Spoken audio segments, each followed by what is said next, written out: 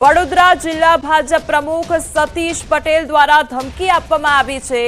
જીતાડશો તો કોઈનું મકાન નહીં તોડવા દઉં તેની ગેરંટી આપું છું, આવી વાત કરવામાં આવી છે। દગો કરશો તો એક પણ મકાન રાખવા નહીં દઉં તેવી વાત પણ કરવામાં આવી છે। ભાજપને મત નહીં આપે તો મકાન તોડી નાખવાની ધમકી આપવામાં આવી છે।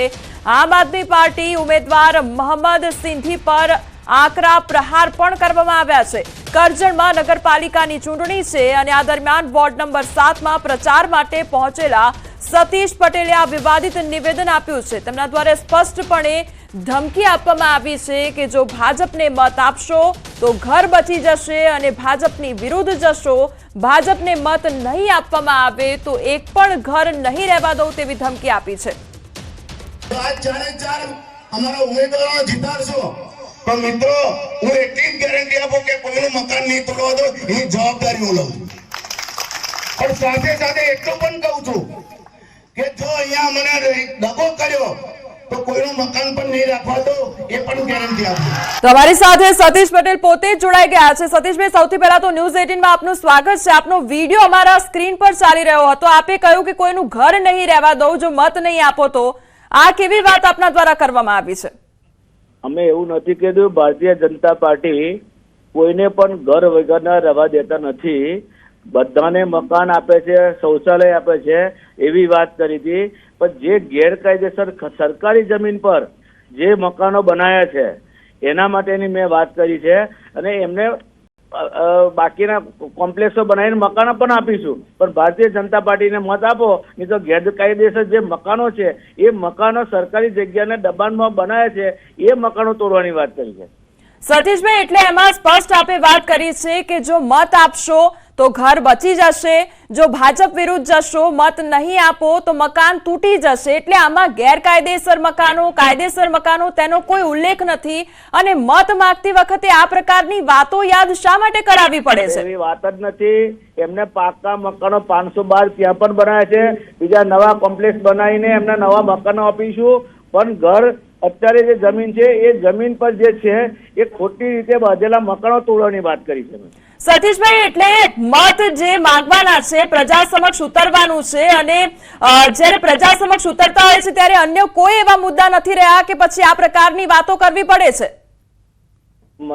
ત્યાં આગળ જે રીતે એક દબંગ ભાઈ છે એ બધાને દબાઈને લોકોનું લોહી ચૂસતા હોય એના માટે જનતાને બહાર કાઢવા માટેના પ્રયત્નો કર્યા છે।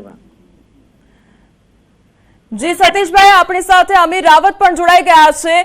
અમીર રાવત, સૌથી પહેલા તો ન્યૂઝ 18 માં આપનું સ્વાગત છે। હવે ભાજપના પ્રમુખ આ પ્રકારે વાતો કરી રહ્યા છે મત માંગતી વખતે કે મત આપશો તો તમારું ઘર બચશે, નહીં આપો તો ઘર તૂટી જશે। આ પ્રકારની વાતો શા માટે થઈ રહી છે?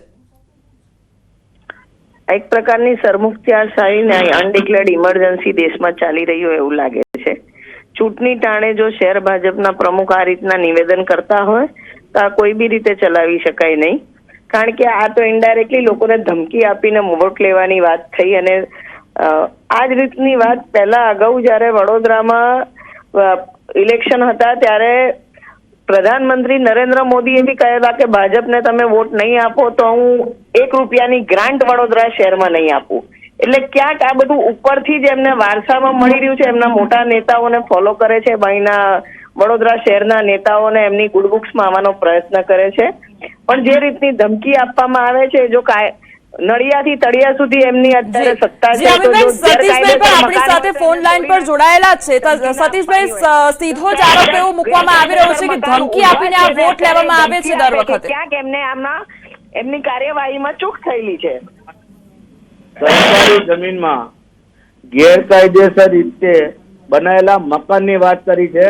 અમે ભારતીય જનતા પાર્ટીની સરકાર હંમેશા કાયમ માટે ગરીબોની ચિંતા કરીને પાકા મકાન આપતા હોય છે, પરંતુ જે રીતે આ જમીનો ગેરકાયદેસર પચાવી પડી છે એવા લોકોના મકાનો આજ સુધી તોડ્યા કેમ નહીં? અને વોટ આપશો તો નહીં તોડીએ એટલે શું કહેવા માંગો છો? વોટ નહીં આપો તો તોડીશું એવું નહીં, મકાન તો નવા બનાવીને આપીશું જ, કોઈને પણ ઘર વગરના ભારતીય જનતા પાર્ટી રવા જ નથી દેતી. બધાને મકાન ને શૌચાલય આપતા હોય છે.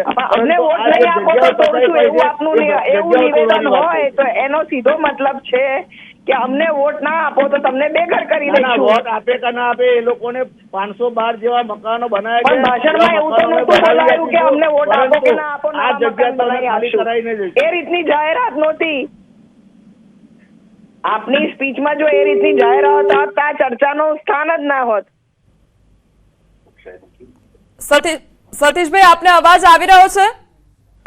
સતીશભાઈ ફોન કટ કરી દીધો છે. અમીબેન, આપના જે સવાલો હતા તેમના જવાબ કદાચ સતીશભાઈ પાસે નહોતા અને એટલા માટે જ તેમના દ્વારા ફોન કટ કરી દેવામાં આવ્યો છે. અમીબેન, શું આ પ્રકારે દર વખતે જ્યારે પણ ચૂંટણી આવતી હોય છે ત્યારે મત માંગવામાં આવતા હોય છે? શું ધાક ધમકીઓ આપવામાં આવતી હોય છે વડોદરાવાસીઓને? બેન, અનેક ચૂંટણીમાં અમે આ રીતની ધાક ધમકી જોઈ છે. અમને વોટ નહીં આપો તો અમે તમારું આ કામ નહીં કરીએ, અમે તમને પાણી નહીં આપીએ, અમે તમારી ગટરની લાઈનો નહીં નાખીએ, તમે વોટ આપવા નીકળશો તો નહીં નાખીએ, વોટ નહીં આપવા નીકળશો તો અમે લાઈન નાખી આપશું. આ રીતના અનેક વાયદા શહેરોમાં થતા હોય છે.